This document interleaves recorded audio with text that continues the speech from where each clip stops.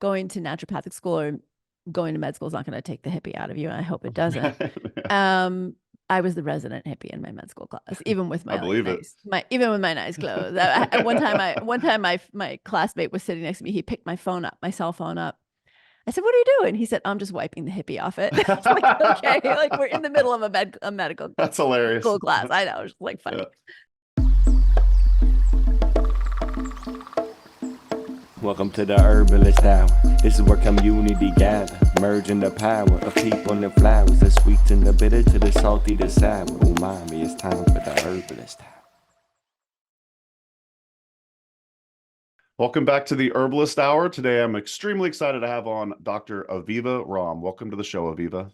Thank you so much for having me, Mason. I feel like I should say Dr. Aviva Romm, herbalist. That's right. Midwife. All the above. Midwife, herbalist. Yeah. Yeah, and we're going to get into all of that. I'm really excited to hear more about your story. As I was telling you pre-call, I was having a great time, researching and, getting to know you more via your website and your social media and all that. So I would love to take it all the way back to when you were a 15-year-old gal living in Queens, New York. I would love to hear the big transition that you were going through at that stage of your life and just kind of where that led. Yeah. So I was living in Queens, as you said, I'm a Queens homegirl, and I was in Flushing and in a housing project. I actually grew up in a housing project. So I grew up about as urban as an herbalist could probably grow up. Fortunately, I had grandparents who had a house, a little tiny tract house on Long Island. So I had my nice exposure to a garden and plants and things out there, but really was very, very urban, like stoop ball kind of kid, Sure. And being in a housing project, this was 1980, single mom, sharing a bedroom with my 4 year younger than me brother. And it was also when crack cocaine was hitting the streets. And so, I mean, just to give you like a sort of graphic glimpse, I lived on the 7th floor of a 7-story housing project apartment building. So it would not be uncommon. Let's say the elevator was broken and you had to walk up the stairs, and the last stairwell went to the rooftop. And that's where people were doing their things that were kind of scary to, at that time, 14-year-old girl. I was also commuting an hour and a half from Queens to the Bronx to go to high school. I went to Bronx High School of Science, and that was grueling. And then on top of it, was on debate team. So was often coming home through a public housing park at like 8, 9 o'clock at night. And it was a lot. And then things were stressful at home. So long story short, I knew I wanted to be a physician from the time I was like 9 years old. And I was already weirdly, it's my grandfather, like I'm dating myself, but my grandfather had a set of encyclopedias, the encyclopedia, World Book Encyclopedia. And I used to press plants. Like basically, if a plant or a flower was hanging over somebody's fence, I considered that basically public property and fair game. So I would pick them, press them. I had this whole rock collection and this like setup where I had goggles and a hammer and a chisel and would crack open rocks. And I was really sciencey and super science nature geeky, and knew I wanted to be a doctor. Was not, I would say, at my best in terms of my emotional and physical health. I gained 40 pounds in that 9th grade year, in that commute. Got sick a lot. It was very stressful with my mom. And I was like, basically something inside me was like, you better get out of here or you're not going to make it. So whatever inspiration guided me, I wrote a letter to Johns Hopkins Medical School and said, I'm in 9th grade. I really want to be a doctor. I'm smart. I think I could just basically, I literally said this. I could skip high school and skip college and just start medical school. And, this is like you had to write a letter, stick it in an envelope, lick it, seal it, put a stamp on it, and get it in a mailbox. Like this was a thing. And somebody actually got that letter and wrote me back and Wow. said, we can't take you because you can't skip all those things. But there's this school in Western Massachusetts for what they called gifted kids, and you might be interested in applying. So it's a school called Simon's Rock, and it is a very, at that time, like avant-garde, hippie, progressive place that I applied to secretly and then got an interview. So now I had to tell my mom, and I got accepted and I got a scholarship. And so by the time I was 15 years old and 3 months, I left home forever and went off to college on scholarship. And within 3 months, Mason, within 3 months, I was growing dreads, smoking weed, taking mushrooms, Yeah. listening to reggae, and Yeah. like studying ecofeminism, and made this Wow. just like radical, like went vegetarian, started learning about like truly about like psychedelics and organics and the organic, like very nascent organic movement in the Northeast. And that was when I started studying herbal medicine. It was also in the context at that moment of the Cold War and nuclear arms escalation. And so I had a real sense of urgency to be prepared to know traditional skills, as if everything all went up in a big cloud of smoke. I was going to still be there helping people birth their babies and forage for their food and know their medicines. But that really deeply inspired me. So I studied herbal medicine. I studied feminism, history of medicine and women.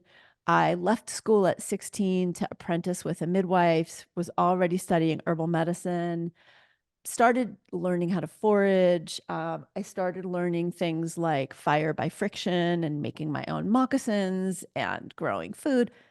That was kind of like all the things that happened at that time. Wow. I mean, what Yeah. an experience.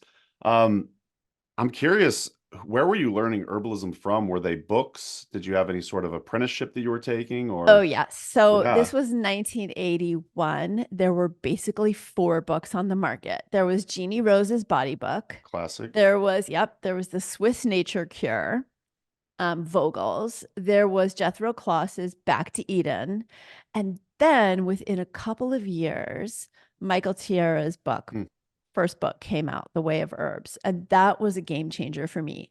I was, as I said, I left school to apprentice with a midwife. It was a midwife, actually an African-American Muslim midwife living in Roxbury, Massachusetts. So I left from Western Mass, got myself a co-op apartment in Boston with some other people and worked. I mean, I was completely emancipated at this point financially. I had to take care of myself. And so I worked doing temporary childcare, and I learned how to do beadwork and was actually selling my beadwork in Harvard Square. And there was one tiny little herb shop in, it was on Brattle Street in Cambridge, which is now like, all these box stores and boutiques and stuff. But it was a little store. You walk down the stairs.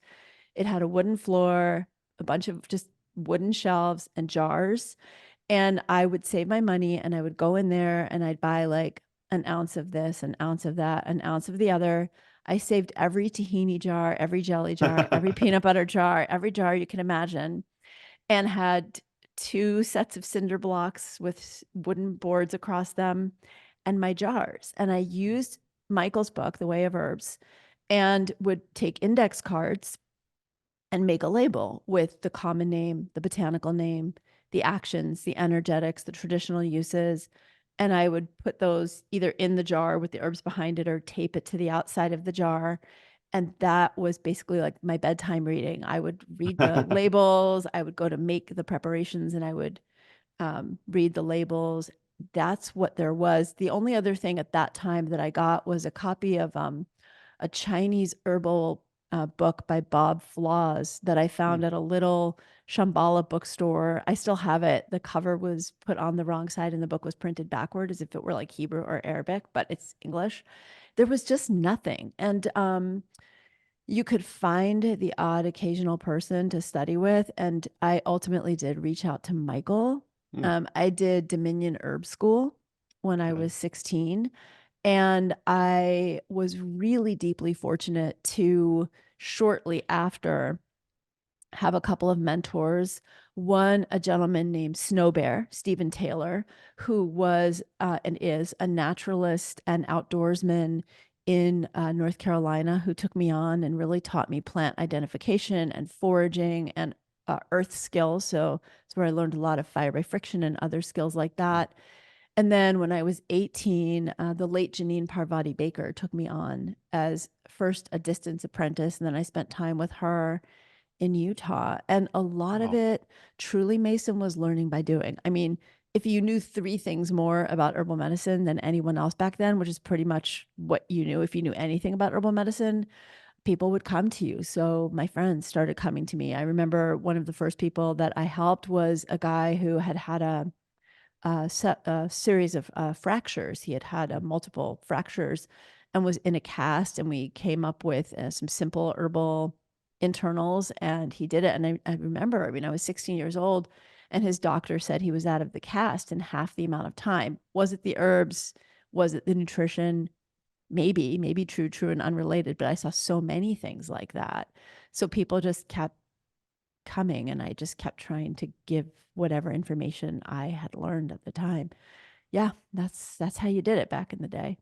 Yeah, I've heard Rosemary Gladstar talk about this too, where she'll be giving like a keynote at an herb conference, and she'll look at the younger crowd, and she'll say, "You all know more than I did at that same age, because there Yep. wasn't that much information out there." So she says, I don't mean this to be like false humble. She Yeah, no, legitimately it's means it. So true. It's true. yeah. And like some people like, Mary Bove and a few Mm, others, they just went up to British Columbia or like Northern Canada to study with Norma Myers. That was kind of mm. like something people did back in the day, but it was precious little um, resources out there. So it's a totally different world now. And you know what? People really looked at you askance, like my mom and my grandmother thought I had joined a cult. Like, what? You left high school? Then you left college. Now you're studying herbal medicine, you're studying midwifery. And Doing then, drugs. yeah, like all the things, which I considered part of my studies, quite Sure, frankly. I had some absolutely. very interesting mushroom induced experiences with botanical medicines where I would actually brew up my herbs, was tripping, and would try different herbs and say, okay, what is the experience of this in my body? What is the taste of this in my mouth? And it was profound. I mean, truly profound. And then there was a really interesting thing that happened, which is I was now about probably 22 or 24. I was at my grandmother's house, and her two brothers, so my great uncles, were there. And my younger of the three family members, my Uncle Saul, said, I heard you're doing herbal medicine. I said, yeah. I said, like, why are you asking me? I was kind of shocked that he even had that phrase come out of his mouth. And he said, Nanny, who was his mother and my great grandmother, was an herbalist. Wow. I said, what? He said, yeah, people used to come to her all over from the Lower East Side to her. She had burn treatments that she did. He said, we used to go out and harvest herbs in the country, which was going up to the Catskills from New York City. And she did cupping, which I Mm, thought was fascinating. So I knew her till I was 8. She passed when I was 8, but I never knew any of that. She never shared any of that other than, the proverbial chicken soup for a cold sure. kind of thing.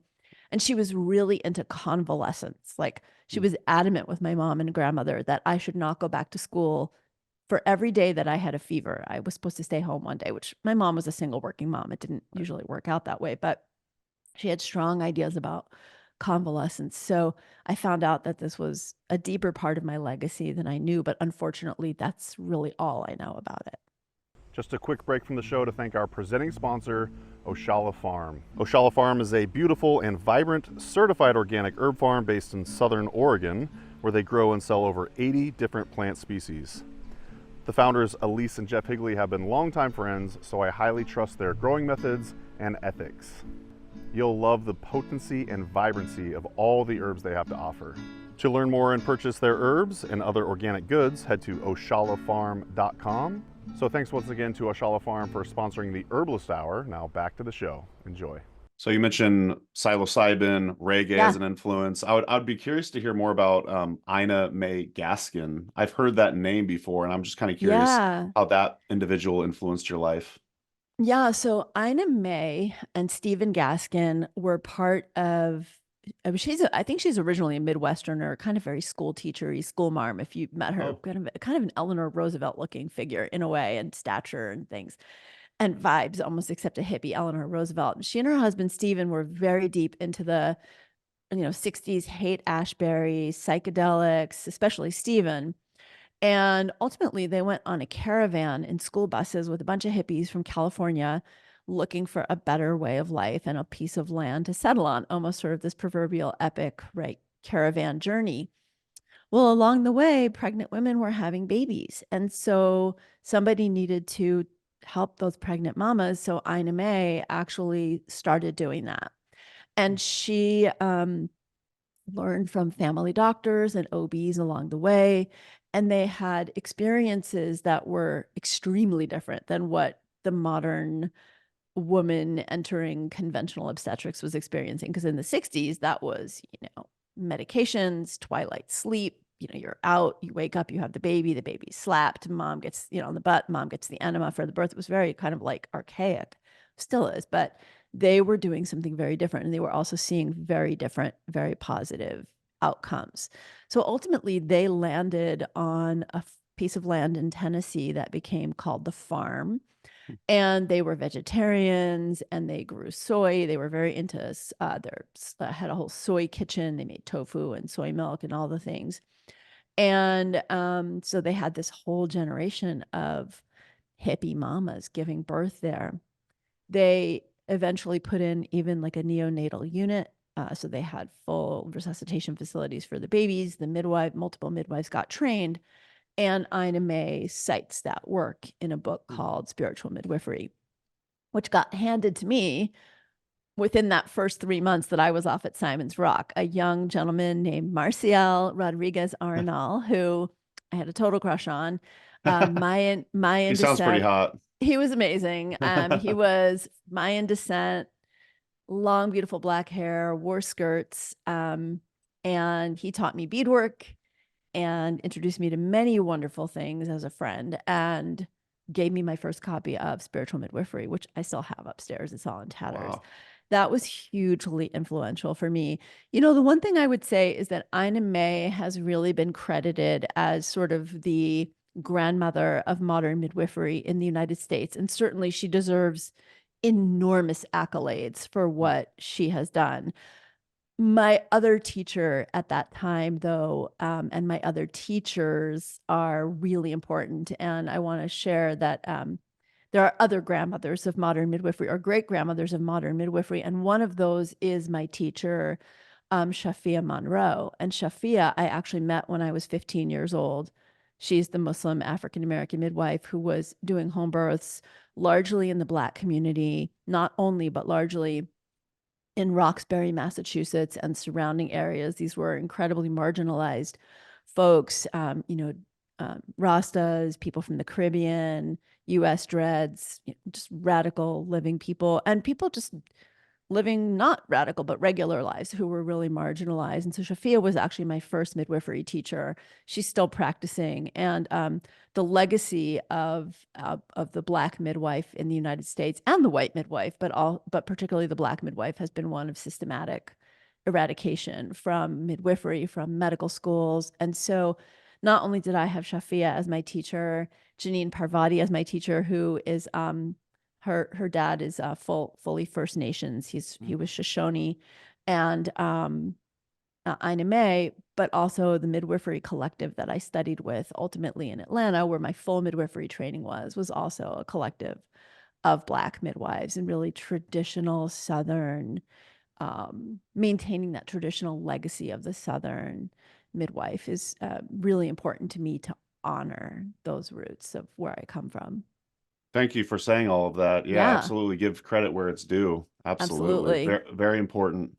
I read in your bio, you wrote, midwifery and herbs called to me by name so loudly, I couldn't ignore them. So of course, this resonates with me and the HerbRally audience, very much so. I was just kind of hoping you could tell us about how those herbs called you so loudly. I really just can't even kind of put words to it. It was just a feeling. It was an experience. It was I think, a gestalt of all the things that I've shared with you, right? Like Yeah. this sense of disenfranchisement from the, the direction the world was going in for me at that time.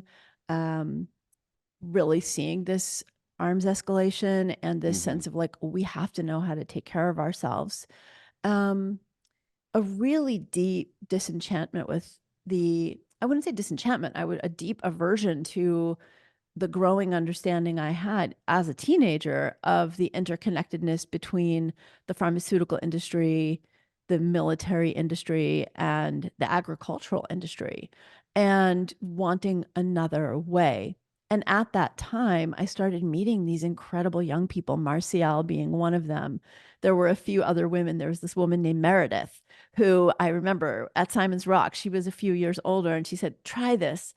And she handed me a piece of dulse seaweed to just taste and see what it was like. Another woman named Polly Herman, who took me to my first herb farm. And it was, I think it was called Seven Arrows. I don't think it's here anymore. I've never been able to find it. So unless it's gone, just like back to family, and I don't know. But we went there and they were growing lavender and mint, and they had little bags of, different mixes. And I was just like, this is it. This is who I am, and this is what I want to do.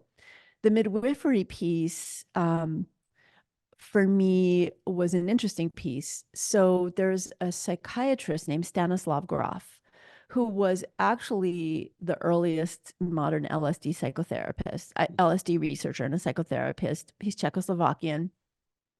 He has a very long and interesting history, but back in the 1950s, he started using LSD psychotherapy in patients and started documenting what he called rebirthing experiences.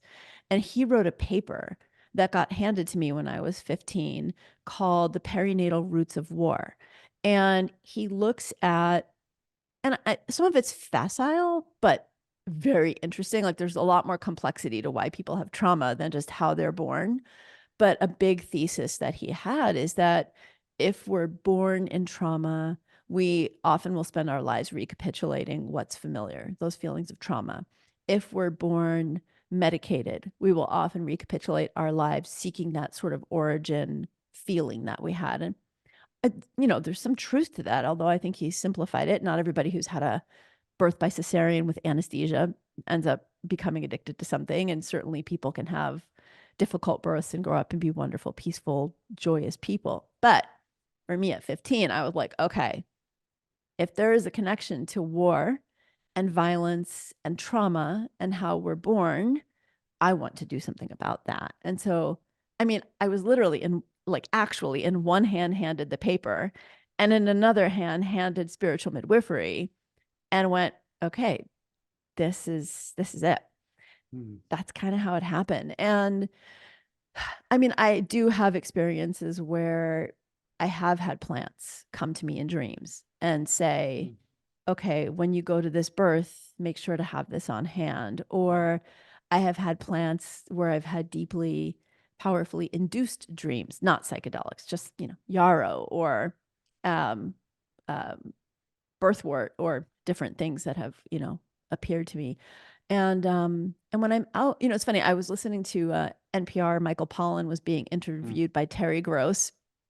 And he said, before I did psychedelics, I used to know that plants could communicate. But he said, but Terry, now when I'm in my garden, I actually hear them talking to me. And I don't use psychedelics anymore. Sure. I think for me, it's not a great fit for my nervous system. That is something I left back behind when I was 16. Sure. In terms of my personal use. But, I can't help but think that once we expose ourselves to that wider perception or wider lens of, let's say, the porousness of separation, I don't think we're all separated. And I think once we open ourselves to certain ways of experiencing the interconnectedness of the world around us, plants become part of those communicators.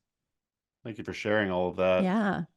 So it sounds like you've lived an entire life before you were even like 20 years old. And it sounds I like did. you've come from some traumatic events. And just, the way you're like painting the picture of your childhood, I could just kind of see it all. And I'm just kind of curious. I've heard you talk about perfectionism, and I kind of feel like over the course of your life now, you've accomplished so much: medical doctor, midwife, herbalist, author, public speaker, all this stuff. And it seems like the pendulum swung the other way. And I'm just kind of curious if you could tell the audience a little bit about the shadow side, working with this perfectionism, and how you kind of deal with all of that. Yeah. So I would say that I don't define my childhood experiences as traumatic. Okay.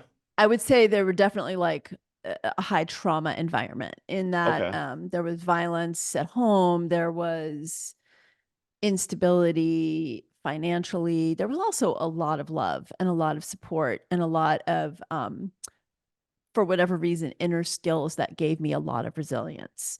So for me, I don't feel traumatized, quite honestly. And I don't think I ever have felt traumatized. And I mean, I've done work in that. And I like, okay, yeah, I can recognize how it has shaped me for better and for more challenging in some of the work I continue to have to do. Yeah.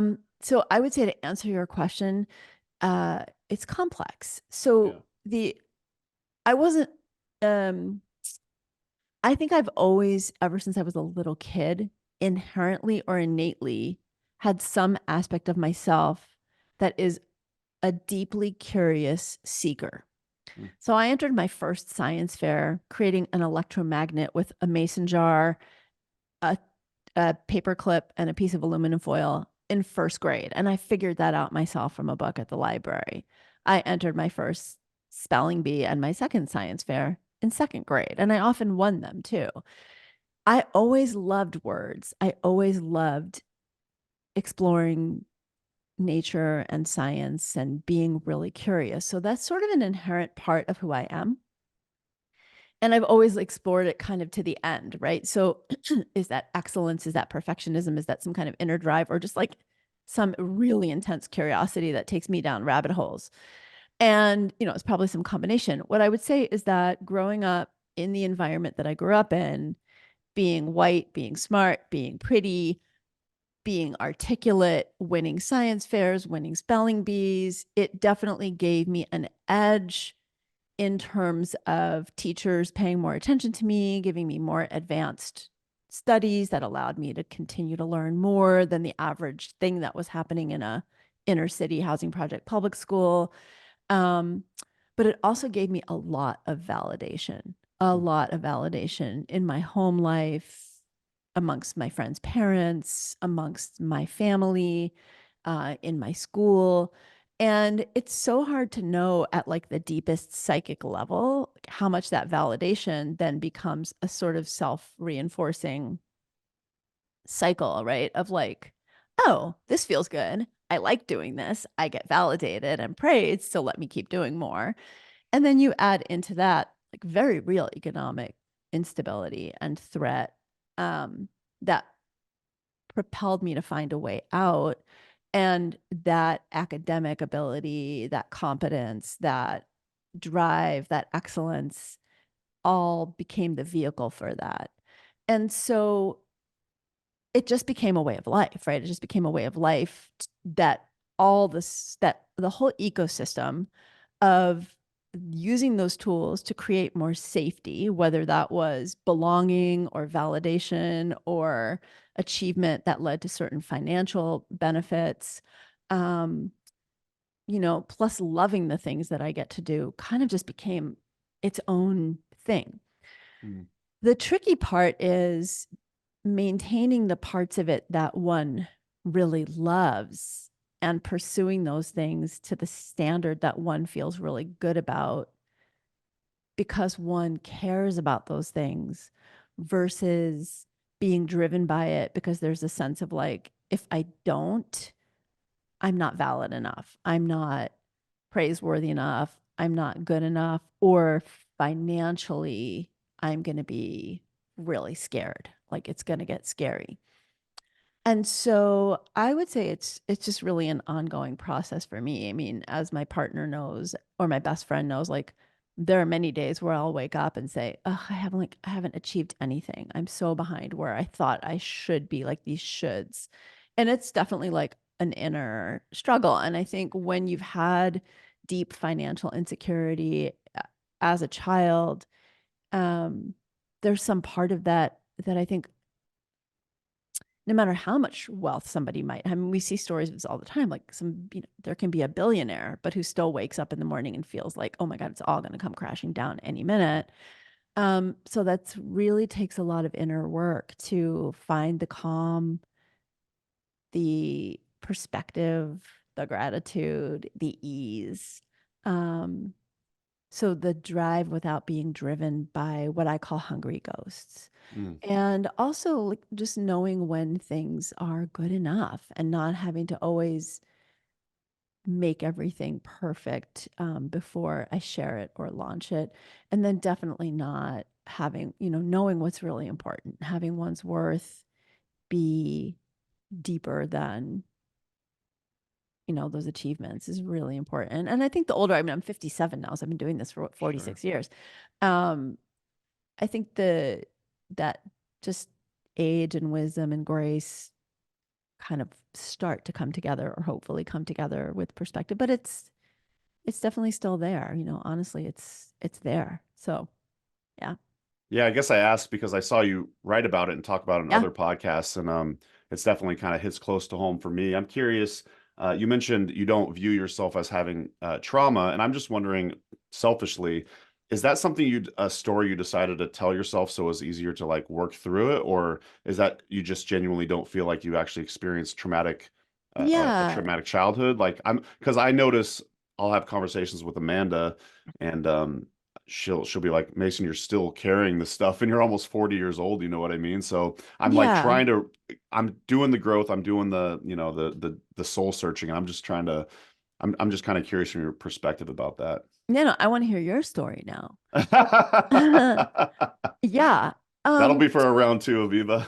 Yeah, I would love that actually. Yeah, So what we'll do, like the tables are turned. that's We'll have right. an episode that tables turned. Well, funny enough, Um, I just did our 100th episode of the Herbalist Hour, and the tables actually were Congrats. turned with Christina Dinas did a guest host for it. So, but anyways, I love that. yeah, Oh, that's great. Okay, I'm gonna yeah, listen to that one. yeah.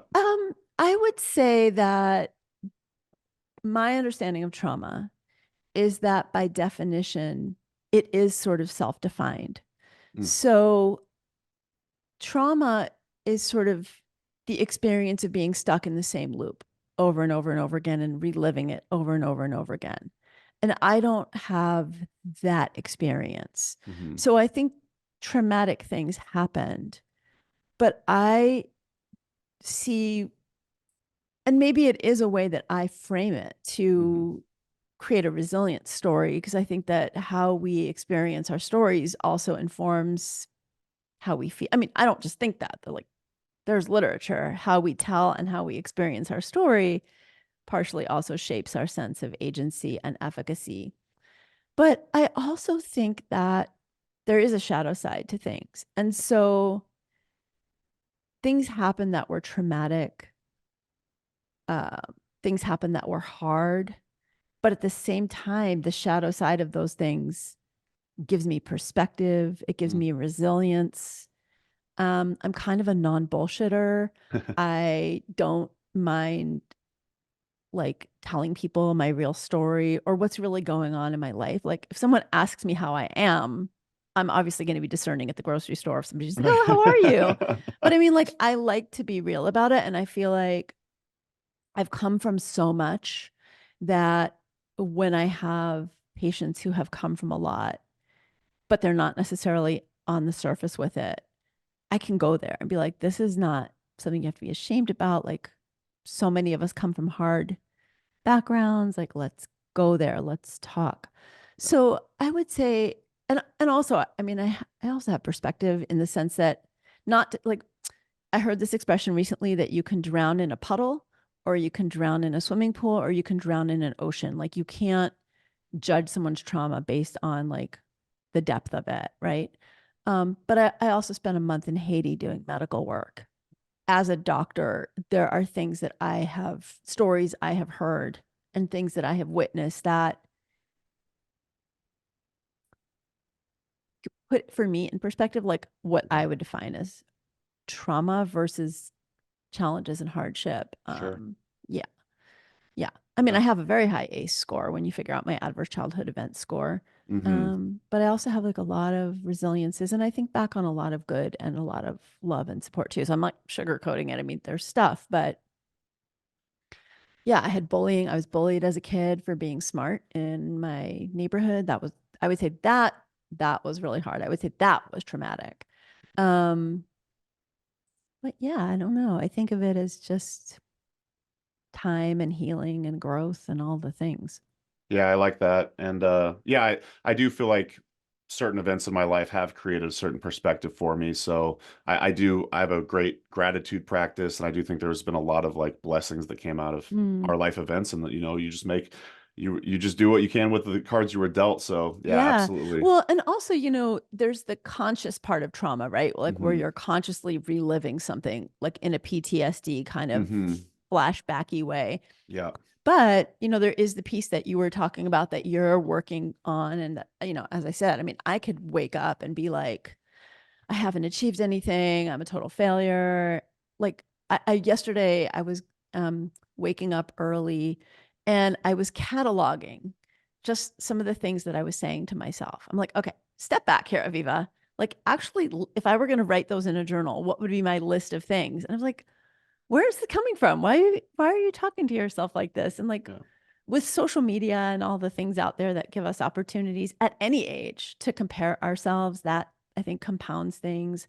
I think we do live in a world, I mean, Bob Marley said it, we live in a world that creates economic insecurity for surety, right? And like there are real things that create economic things that I am aware of, even for myself, that trigger those old stories Mhm. or all the kinds of things. So I think those tripwires are often still there. And, how fast do we catch them? How fast do we realize that's a story? It's not true. Where's the evidence for that? And I think just having people we can, like, Amanda saying to you, hey, I'm catching you right now in that Yeah, old that's story. important. Yeah. But it's like, it kind of all just shapes who we are, I guess. Absolutely.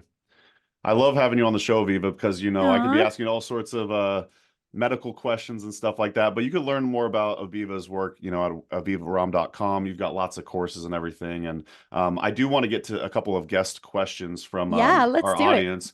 By the way, we do have a couple HerbRally Schoolhouse members joining us live right now, so that's super fun. Oh, hi guys. It's so Yeah, so we got fun. Hope and Leilani joining us. But these were pre-submitted, so we kind of will delve more into, like, say, the herbalism and stuff right now. So Okay, cool. um, Diana asks, looking back from when you started in herbalism, is there something, what is one thing about the plants or healing that you totally were convinced of then that you now disagree with? So what have you changed your mind on when it comes to herbalism? Wow, that is such a good and big question. Um, I would say more than anything, I would say I've come in a big circle, or maybe it's a spiral because like you come Sure. back to the same point, but you've moved forward a little bit. When I started Hmm. out, I did not feel like I needed any scientific validation for the plants. I really trusted the traditional wisdom and true traditional wisdom, not somebody saying, oh, this has been used for ADD forever. And I'm like, but the ADD didn't exist forever. So what do you mean we've been using skullcap for ADD for 200 years? Nobody called it that, right? So, but really looking at, when people talked about St. John's wort for dark spirits, meaning, heavy moods, depression, I didn't feel like I needed anything to prove that sort of traditional indigenous ancient wisdom was as equally important evidence as anything else.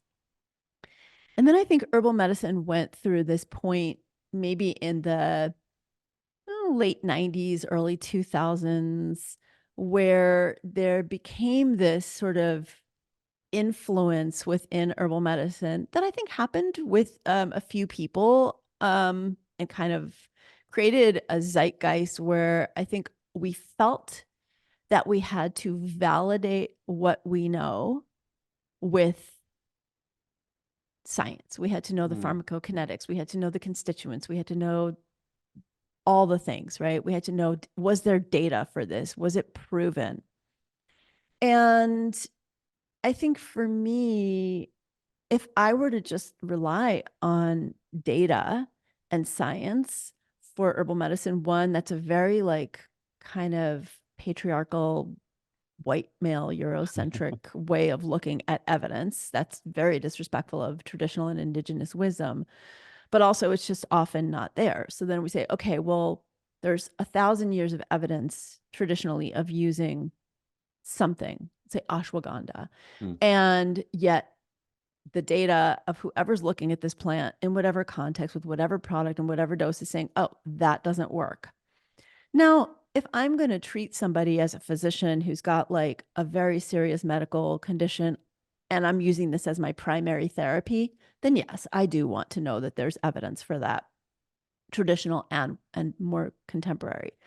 But in general, like when we're looking at sleep herbs and somebody says, oh, I mean, there's no evidence for lemon balm and chamomile. I'm like, are you kidding? Like, who cares? Right. And so for me, I've made a big spiral forward of like, I don't need that. And that doesn't really change how I felt. It kind of brings me back. I feel like in so many ways, I have made a big return to my roots in that deeper wisdom of knowing. So that's probably the biggest thing I would say. Yeah. That is such an awesome answer because yeah, I'm thinking back to when you were a kid. I had this way later in life when I experimented with psilocybin too and got into herbs. I never actually did this, but yeah, how does it feel to take these herbs and have these experiences with the plants while I'm say under the influence or whatever? But you did that as a child, and you were also so into science.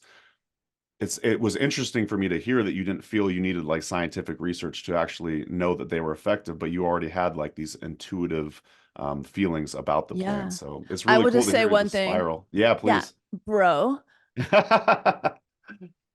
psychedelics and a cup of golden seal tea. Let me just Okay. say, that was the worst. Like if you ever want to taste how bitter golden seal, I could Oh not. I could not wow. swallow it. It was like, nope, she can't swallow. Like, yeah, it was awful. Um, Absolutely. yeah, I love when science validates something Sure. that we already know. I love it. I'm like, I get so geeked out. Like when I was in medical school, okay, here's just like a crazy example. I was in medical training, I was actually in residency, and I was assisting in a cesarean, right? So like that, like let's flash forward, right? Home birth hippie, has 4 kids at home, herbal mama, now at Yale Med School, assisting in a cesarean. And the OB was looking at the mom's uterus and said, oh, she has a boggy uterus, right? Boggy uterus is a term that comes, we use it from the eclectics and we think about blue cohosh, astringing a boggy uterus. I was like, oh, this is really getting interesting here. I'm like, okay. So he asked the OB asked the anesthesiologist to add some Pitocin, which is um, a plant. It's not a plant. It's a hormone derivative from our pituitary, much like ergonovine, which comes from ergot, which is used as methogen. These astringe the uterus as medications. And so I literally was watching the uterus as this Pitocin went through the IV drip, and I watched the uterus just contract. It just balled up. And I was like, oh man, this is so cool. Like that's what's happening when we use Michela or blue cohosh or any of the things that, yarrow that astringe the uterus. So there were those moments where like I learned something pharmacokinetically or pharmacodynamically. I'm like, oh, that's how that works. I love this. But that's adding to, not proving that. Do you know what I mean? Absolutely. Yeah. Yeah. Well, I don't really know the science or research behind, say, linden leaf, but I do know when I consume it, it does tend to brighten my mood. And I've had that experience so many times that it doesn't feel like it's just like I could actually feel my mood brightening, and I'm like, I there's got love to be something that. to it. You know what I mean? Like, Yeah, I live for so, motherwort. It's like the one uh-huh. tincture that's like, yeah, I feel the same. Yep. And it's funny that you mentioned linden because Yeah. linden blossom tea was the first herbal tea I Really? ever drank. Yeah, I was Wow. 15. Yeah. That's delightful. I No, I love was the 12. flavor. Sorry, I was Oh 12. wow. Yeah, my best friend, her mom was Swiss and made us Okay. linden blossom tea when we were 12 and we had colds and we were at each other's house. And That's awesome. yeah. That's a fun memory. All Yeah. right, well, let's do another guest question. This one's Do coming it. from Andrea. And Andrea asks, Aviva, do you have any suggestions for women who are perimenopausal? Not sure if this would be your area of expertise or not. Yeah, actually, I just submitted a book proposal yesterday Wow. on integrative natural approaches to menopause. I love Mm, talking about perimenopause. So I would say the most important thing is just to know that it's a ride. You know, it's a ride, like going through puberty or postpartum. If you don't have children, you remember puberty. If you've had children, you remember postpartum. And there are a lot of major hormonal shifts that are happening. mm, And those can really affect our moods and our physiology and just kind of all the things that estrogen and progesterone are connected to. So, as you're in perimenopause, this is a great time to really start to understand what those changes are going on in your cycle, what that means for your hormones. It's a really important time to start to build in the practices, mm. really getting good sleep, deciding how you're going to work with stress and emotional changes, especially if you're already going through those, addressing symptoms now from a root cause perspective. So if you have, if somebody has a lot of vaginal infections, a lot of migraines, mood swings, any of the things, digestive problems, starting to really nurture and heal those now is much easier than doing it later. And then depending on what symptoms you have, plant allies are always my first go-to Mm. with menopausal and perimenopausal symptoms. But then certain nutrients can be really helpful too, like magnesium or B complex, for example, depending on what's going on. It's a great time to think about gentle adaptogens, right? Because as we're going through life changes, adaptogens are part of what help keep things a little bit steady. Yeah. And then my book, Hormone Intelligence, not to be here plugging my book, but my book, That, Hormone Intelligence, that's has a whole protocol that includes perimenopause. And then my textbook, Botanical Medicines for Women's Health, has advanced protocols that herbalists can use for women in perimenopause and menopause.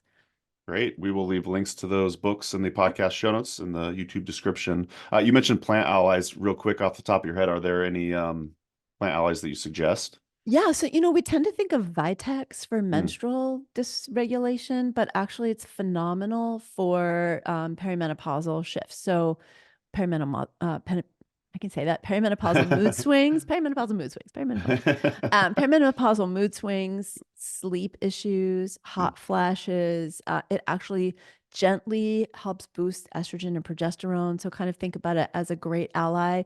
My personal favorite herb in the world, my personal ally, which I mentioned earlier, is motherwort. And she has a particular affinity for the emotional changes that we're going through during menopause. There can be irritability, there can be more grief, there can be more anxiety. So she's a wonderful herb for that. Also for heart palpitations, gentle herb to include in a protocol, maybe with Vitex and some other herbs for hot flashes. So those are just two that come to mind as my kind of top line, but there are so many others that you can turn to. Great suggestions. Well, let's see. I was at the International Herb Symposium. Have you been to that event, Aviva? I've taught Okay. and been. Yeah. Awesome. Cool. Great event. But this was, I want to say maybe back in 2012. I was tabling for Mountain Rose Herbs at the time, and someone Mm. came up to me and started talking to me about their career path as an herbalist. And they wanted to be a herbalist, but then they were afraid of their family and their friends judging them for, quote unquote, being a hippie. So they were considering potentially becoming a naturopathic doctor because it might be more highly esteemed, or even a medical doctor. And I like to ask accomplished herbalists this on the show sometimes, advice for the aspiring herbalist or clinician.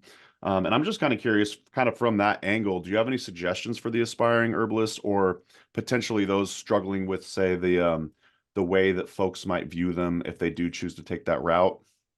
Yeah. I mean, I think there's that sort of inner place that we all have to come to, which is we have to do what we have to do for ourselves and not, and Yeah. look, if you're a hippie, your family, they know it already. So Yeah, like, yeah, exactly. just go with it. Just go with Amen. it. And going to naturopathic school or going to med school is not going to take the hippie out of you. And I hope it doesn't. Um, I was the resident hippie in my med school class, even with I my believe it. even with my nice clothes. One time my classmate was sitting next to me. He picked my cell phone up. I said, "What are you doing?" He said, "I'm just wiping the hippie off it." It's like, okay, like we're in the middle of a medical That's hilarious. school class. I know, it's like funny. Yeah. And I think it's really a matter of what do you want to spend your time doing? What do you want to learn? And what do you want to be able to shift and change and influence? Also, how much stress do you want to be under? Like those are all very different things. So as an herbalist, in many ways, you have the most latitude and freedom to kind of just purely be yourself and just purely be focused on the plants. And if that's where your heart and soul are, you don't want to learn about supplements. You don't want to learn about X-ray or vitamin therapy or IVs or whatever the things are that you learn in naturopathic school, then I would say, if you just love the plants, you want to be able to help people, definitely there are some legalities and limitations that you need to be aware of, but it's a really beautiful path. Economically, I would say most of the herbalists that I know that are actually legit making a living, who aren't just trust fund hippies, Right. are people who are multilateralizing their income stream. So if you look at most of us who are in sort of like the experienced elder herbal group, whether it's myself or Rosemary or you name it, Christopher Hobbs, David, anybody I could name for the most part, Seven Song, like people have other ways that they're making a living than just clinical herbal medicine. They're often teaching or running a school and or having an herbal product line and or have books. So there are multiple income streams that can help, and there are ways to do that. There are also ways that you can learn herbal medicine as an herbalist that don't require you to become a naturopath or an MD. So you could go to Bastyr. They have a bachelor's of science in herbal medicine. You could go to the Maryland School. They have a bachelor's of science, maybe even a master's degree in herbal medicine, right? So it doesn't give you a legal credential to practice, but if you're seeking more inner validation, an inner sense of legitimacy, and want some credential that's more conventional, that is a great way to go. As you go up the kind of staircase of credentialing, and not to say there's a hierarchy and any is better, but as you go into more credentialed education, your costs go up too. So, studying herbal medicine through an herbal community program, you go to a chestnut school, whatever, you have a much lower cost burden than if you were to go to a Maryland school or a Bastyr. Then you go to naturopathy school. You have to think about, do you want to spend 4 years in school? Can you move to one of where those schools are? Can you afford the whatever $100 and something thousand in debt that you may end up accruing? Keeping in mind that yes, naturopathic medicine is more legitimate in a sense in terms of recognized credential than being quote unquote, air quotes for those of you who are listening, just an herbalist. Right. But there are only a handful of states in which naturopaths are legal. So if that is your calling and your passion and you're comfortable living in one of the, dozen-ish or more, 20 states where you can truly legally practice, then great. But keep in mind, some of those states are saturated because that's where everybody is a naturopath, lives in Oregon or Colorado or Oregon or Vermont or Washington State, whatever. Right. Then to go to medical school, we're talking about a whole different ballgame. And just to give you perspective, I have been a physician for 15 years now, and I just finished paying off my med school loans 3 weeks ago, and that was $420,000. Wow. Let's just take that in.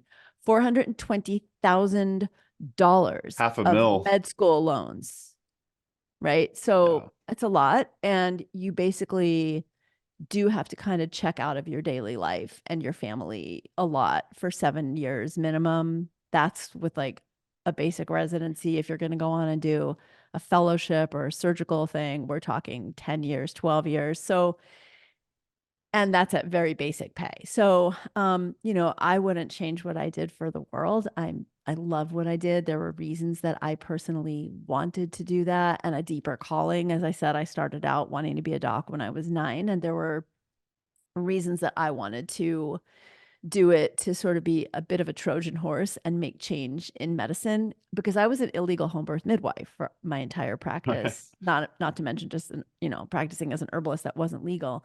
But I really wanted to make change for particularly moms, women, and children who were marginalized in the medical system, which happens all the time. But it's a heavy road. So I would say talk with people, go really deep within yourself, and go to what calls you. That's the thing, is just really go to what calls you. And you can always add on, you can start being an herbalist. And if you're still like, no, I really want to go become an ND, you become an ND. You're going to have more herbal knowledge as an herbalist, most likely, than most NDs get, because that's a big smorgasbord of learning.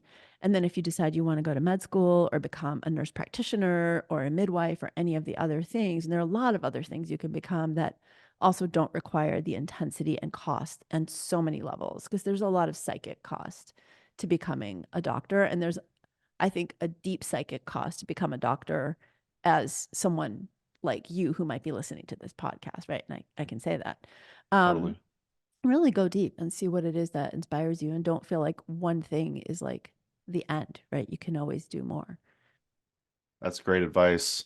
Wow. That was also great, Aviva. Thank you for sharing. There's so much food for thought there. I love that you're really just emphasizing, know yourself, follow your heart, essentially, that's what I constantly promote as well, as, what is your heart telling you to do, and work towards that. It's One worked of for my me. favorite one of my Yeah. favorite quotes is the Rumi quote, what you're seeking is also seeking you. And That's it's amazing. never led me wrong. The Right. only times in my life where I say, oh, that didn't work out, was where I didn't trust my gut, really. Yeah. I go by following the golden thread. I love the I whole love visual of that. that. Yeah. Yeah. Well, dear listener, if you haven't already, please go subscribe to On Health with Aviva Romm.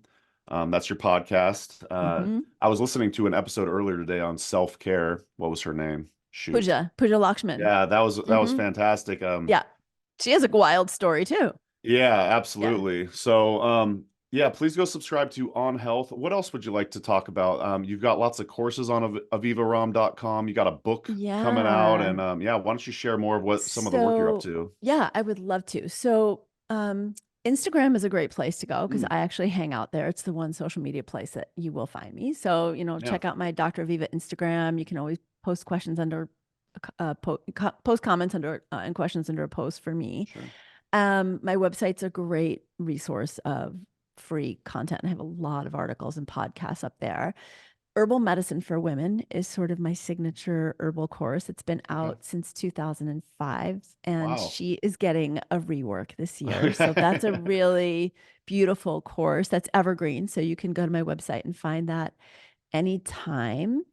And there's my book, Hormone Intelligence. So for those of you who are wanting to add in more work around hormones or know more about your own hormones, that's a great resource. Also great for your clients. And there's tons of herbal wisdom and herbal protocols in there. And then for those of you who are in practice or studying, my textbook is like golden for that. And then my big thing that I'm super excited about right now that I'm about to launch is called the Mama Pathway.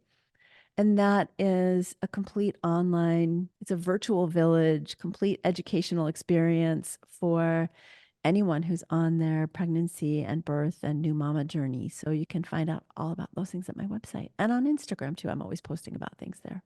Awesome. And that's at Aviva Romm, I presume, Yeah, on just Instagram. Aviva Romm. There you Just go. Google Aviva Romm, you'll find me. Well, that's exciting. The new portal that you're creating sounds really Yeah. exciting. I'll have to get that link from you, include that in the podcast show notes as well. And thank you so much for coming on the show, Viva. That was a lot of fun. Thank you for all the wonderful, deep questions. I really appreciate it. I love this connection. Absolutely. Likewise. Well, with that, we'll wrap it up here, and we'll see you in the next episode of the Herbalist Hour.